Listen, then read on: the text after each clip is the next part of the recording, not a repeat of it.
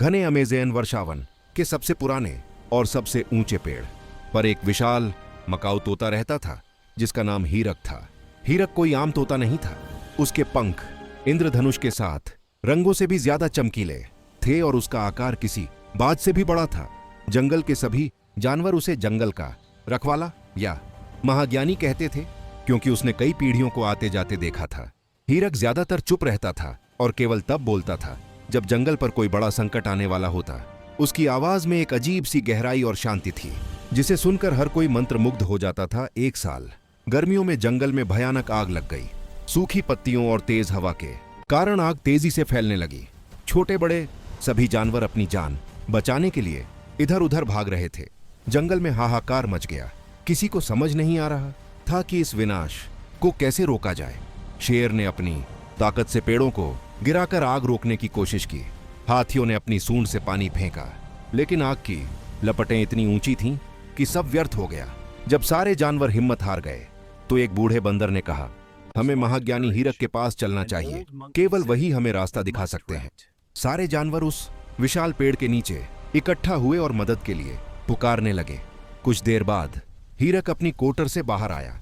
उसने शांत नजरों से फैलती हुई आग को देखा और फिर घबराए हुए जानवरों को। उसकी गहरी आवाज पूरे जंगल में गूंजी। आग आगे बढ़ती है लेकिन नदी पीछे नहीं हटती। पश्चिम में पहाड़ों के पीछे एक पुरानी सूखी हुई नदी है। अगर तुम सब मिलकर उस नदी के रास्ते को साफ कर दो तो बारिश का रुका हुआ पानी अपना रास्ता बना लेगा और आग को रोक देगा। जानवरों को पहले तो यकीन नहीं हुआ।